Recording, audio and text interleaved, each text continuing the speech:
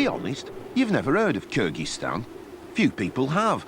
Fewer still have been there. Now, in the space of a week, this so-called Switzerland of Central Asia has had a visit from both me and Prince Charles.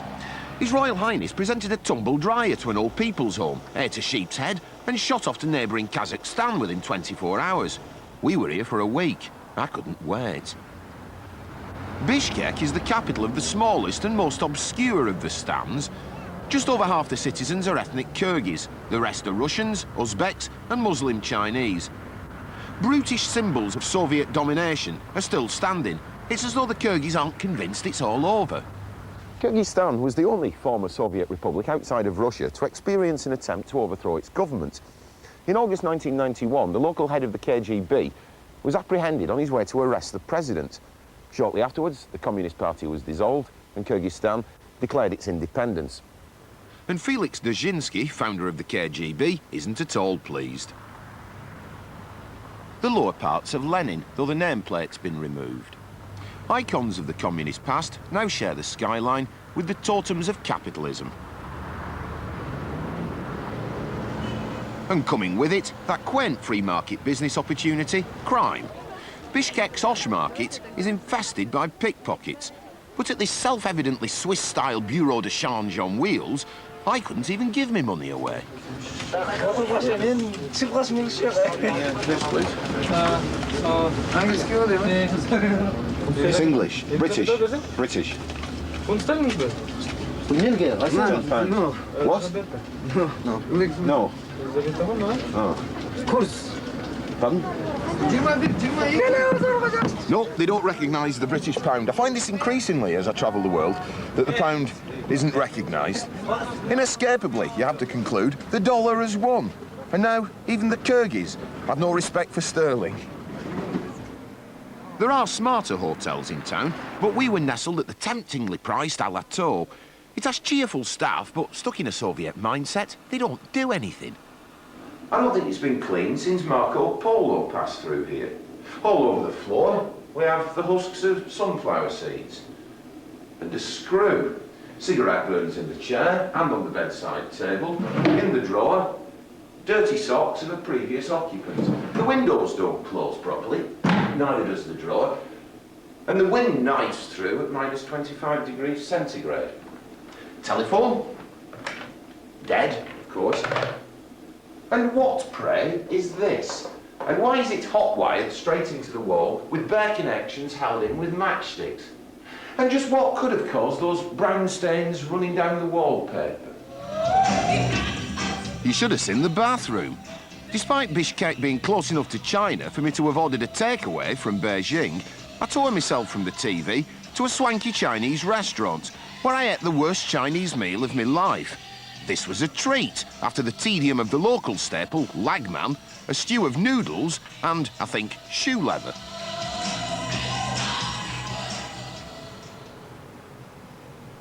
Lenin still beckons the visitor, and this morning it is singular, to the museum that used to bear his name. Oddest exhibit, half a ghetto blaster.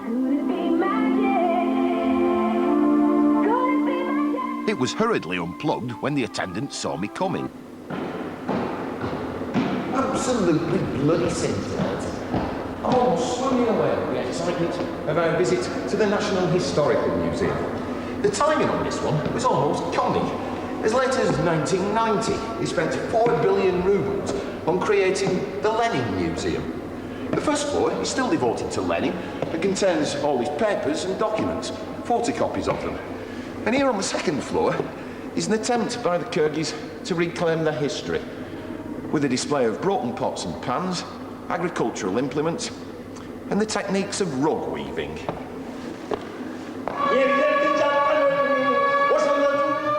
Kyrgyz legend is enshrined in the epic poem of Manas, a super warrior who defended the Muslims against the infidels. The Kyrgyz draw heavily on Manas for a sense of identity, and the government declared 1995 the 1000th anniversary of the poem and spent $8 million on celebrating this important, yet ultimately arse-numbing cultural centrepiece.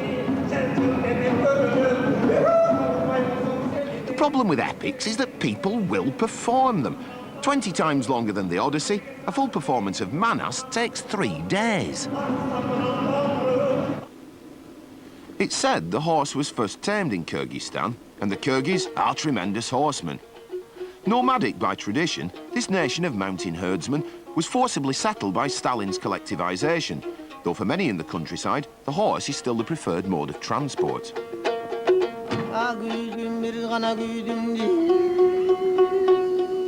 The pump don't work because the vandals took the handle.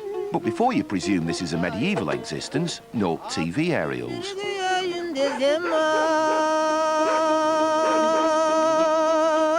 Nothing 20th century about this chap, though, who hunts with a mountain eagle.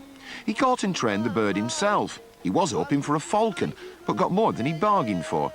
The eagle has a 10-foot wingspan and is capable of killing wolves. Trained or not, you feel if it did decide to fly off, the old boy may be forced to go with it.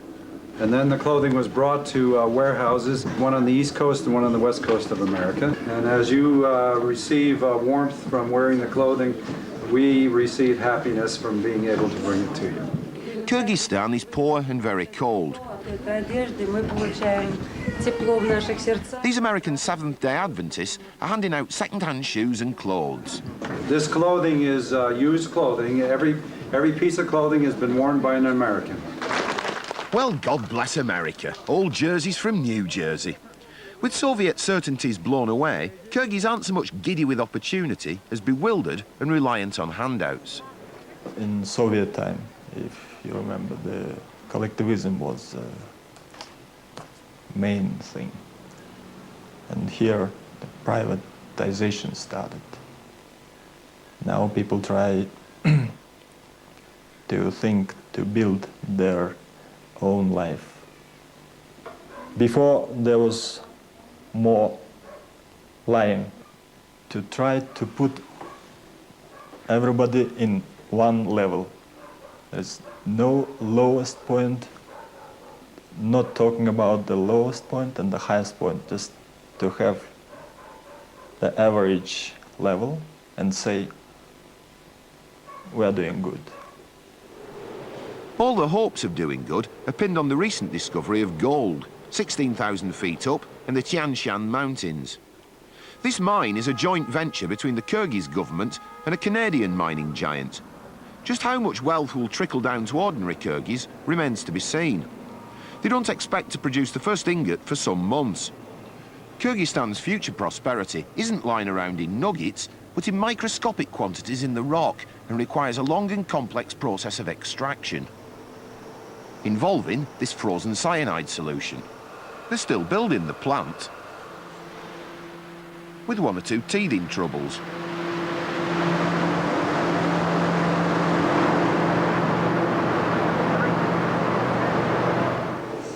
By the end of this process, it will have taken 600 metric tons of the raw material in order to refine enough gold to say, make this key.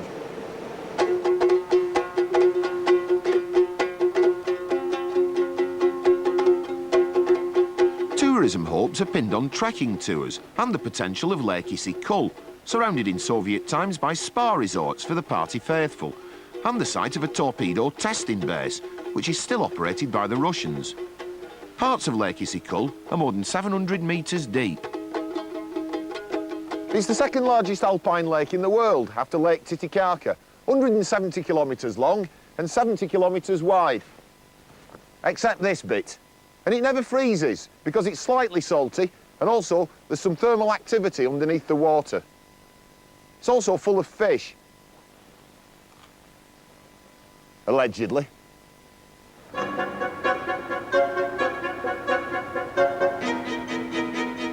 Karakol is the largest town on the lake and noted for its wooden Orthodox church.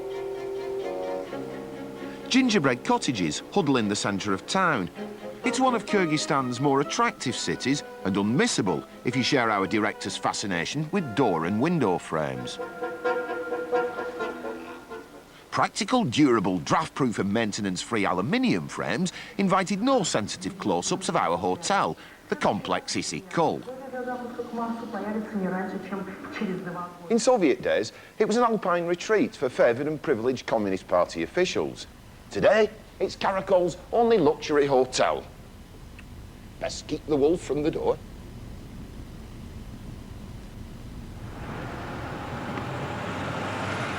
Back in leafy Bishkek, and in one of the many city centre parks, we find a statue of Mikhail Frunze, the man who brought Bolshevism east to Kyrgyzstan.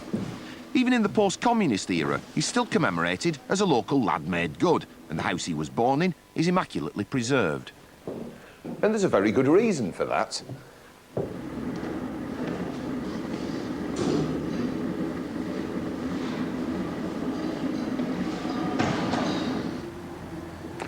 What happens now, then?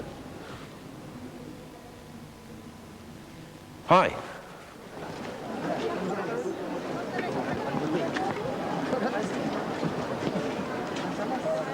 Astonishingly, there are some people who can bring themselves to leave Bishkek.